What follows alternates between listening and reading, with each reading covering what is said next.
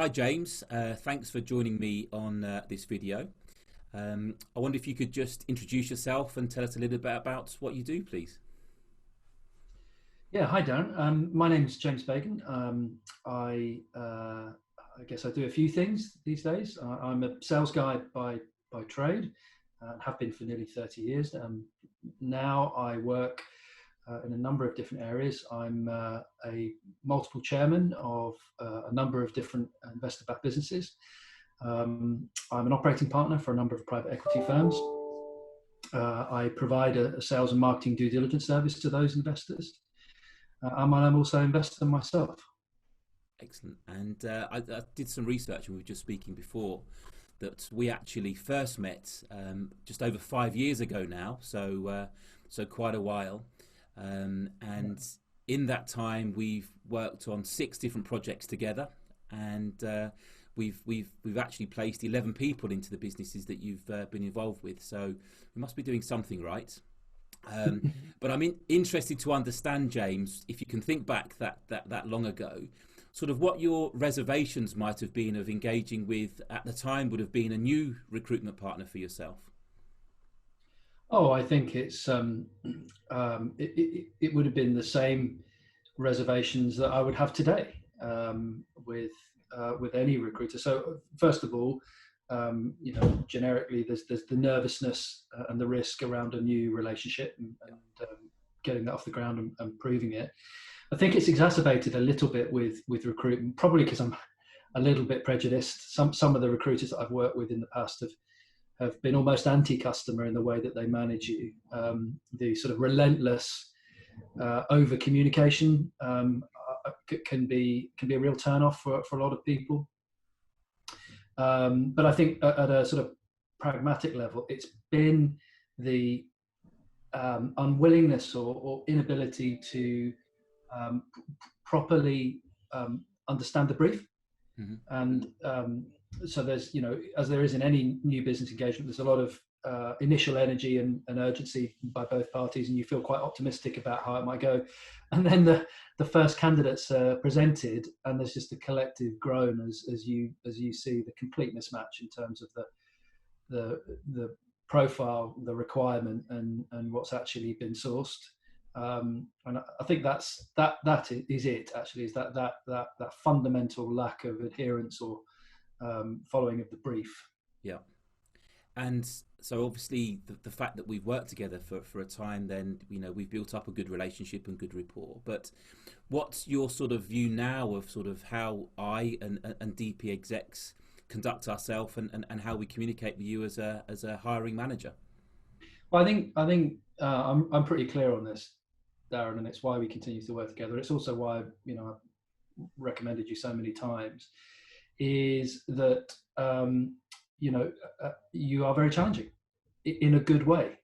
So I can think back to quite specific exchanges that you and I have had over the years, where you've very politely and very respectfully stopped me and said, look, this brief, this profile isn't detailed enough, isn't attractive enough, isn't instructive enough, whatever it might have been, and you've forced me to go back and go around that process again until we actually have something that you're able to work to, and I really like that. I like that in all of the sort of professional engagements that I have, where people are super clear about what it is that you're asking them to do, and if it isn't clear, we're going to keep going around it until we are clear. Mm-hmm.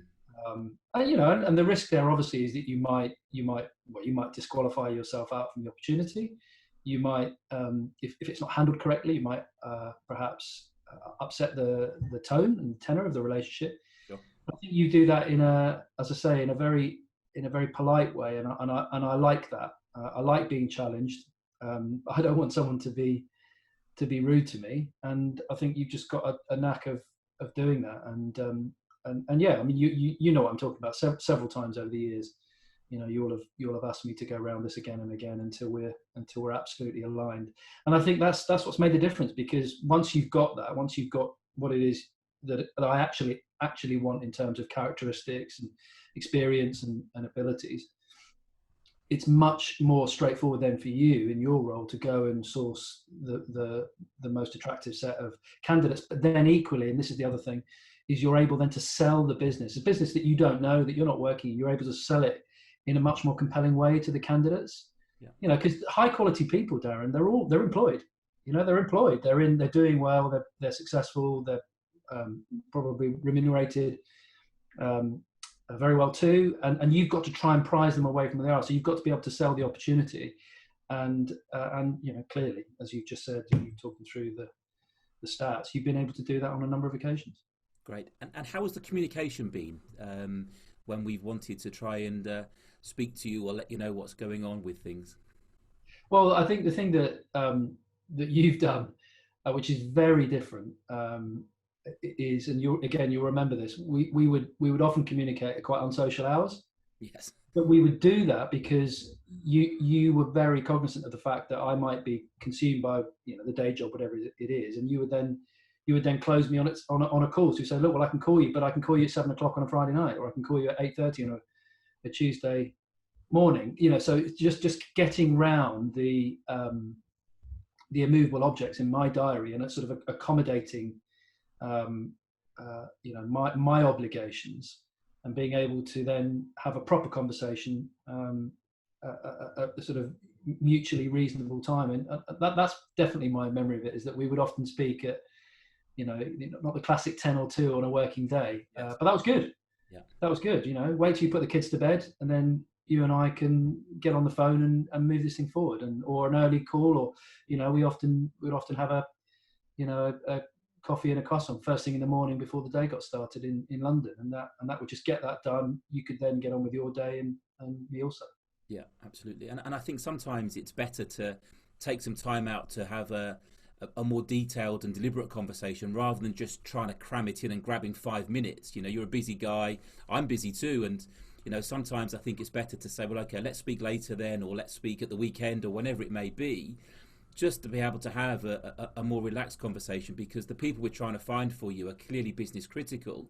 And, you know, we need to be able to understand, you know, what's going well, what's not going so well, and to be able to adjust to make sure we're always pushing things forwards.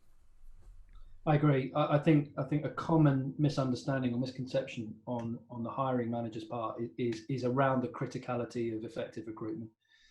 You know, they almost see it as something that runs parallel to their responsibilities, rather than actually being completely central to it. I mean, I would say fundamental. A primary part of your remit, surely, as a leader, is to continue to bring in high quality people into your organisation. It's something that absolutely requires a significant slug of your time and your attention. Yeah.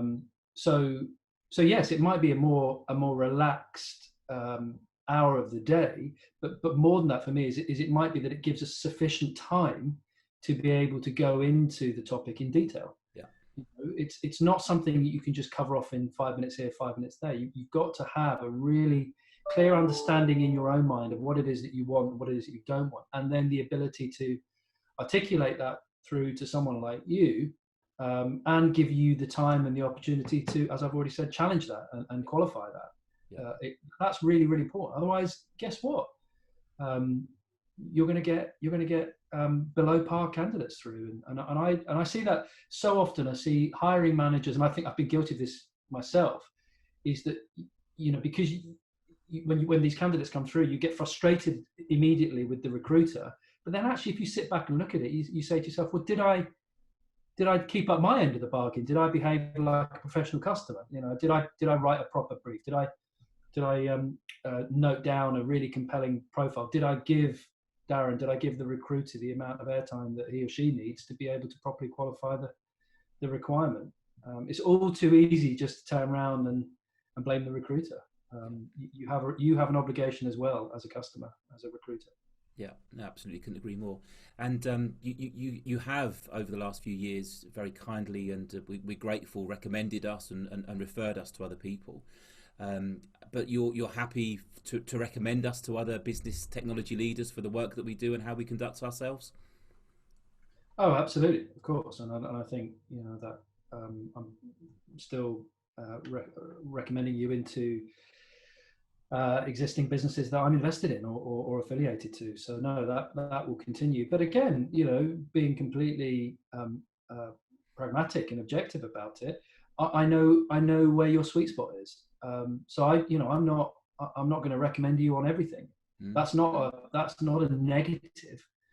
In fact, I would say it's quite positive. It's just that I have a very clear view as to where I think you can add the most value. And I think if you look back at the roles that you and I have worked on together, for me, it's been your ability to find high quality sales professionals and sales leaders that has been most successful, I think. So yes, absolutely would recommend you, and I would recommend you in those niche areas where I think you're above and beyond other people that I've worked with. James, it's been great to catch up. Thanks very much for your time and to help me make this video, and keep in touch. Let's speak soon. Sure. You too. All the best. Thanks, cheers now. Cheers.